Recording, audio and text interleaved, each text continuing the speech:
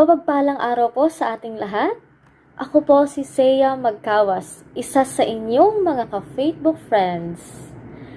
Ang ating pagninilayan ngayong araw ay hango sa Ebanghelyo ayon kay San Marcos, Kabanata 6, talata 1 hanggang 6. Nilalaman ng Ebanghelyong ito ang pagpunta ni Jesus sa kanyang sariling bayan. Subalit nakapagtatakang kung sino pa ang dapat sanay may malalim na paniniwala sa bawat salitang kanyang sasambitin, ay sila pa itong may mga bahid ng pagdududa at pagtataka. Ilan nga sa kanilang sinambit na katanungan ay, saan niya nakuha ang lahat ng iyon? Ang mga aral.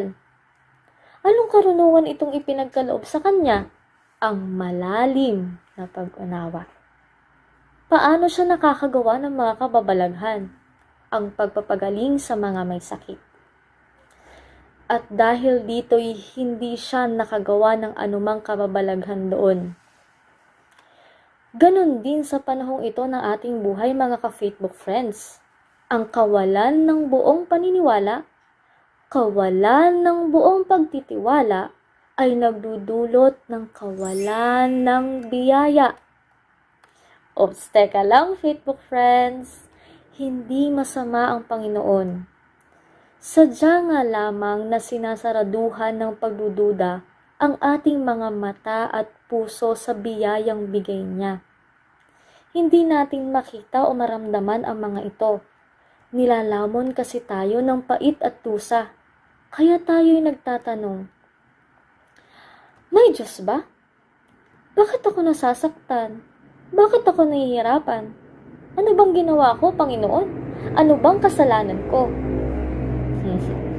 Kasi mayroon tayong dapat matutunan. Tayo ay papaluin niya. Tayo ay sasaktan niya. Tayo ay tuturuan niya.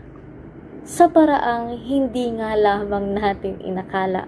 At kadalasan Facebook friends, ito ang nagiging sanhi o mitya ng ating pagdududa. May Diyos ba? Ating tingnan ang isa pang bahagi ng talata. Nabanggit na natin kanina, hindi siya nakagawa ng kababalaghan doon. Subalit kasunod ng linyang yan, ito pakinggan. Maliban sa pagpapataw ng kamay sa ilang may sakit upang pagalingin ang mga ito. Anong tanong natin kanina? May Diyos ba? Sagutin natin. Meron, kapatid. Ipinakita ng bahagi ng talata na ito na hindi man natin hingin, ibinibigay na niya sa atin. Hindi nga lamang kung ano ang ating kagustuhan.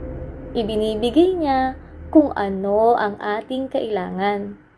Kaya marapat lamang na magtiwala tayo sa Kanya.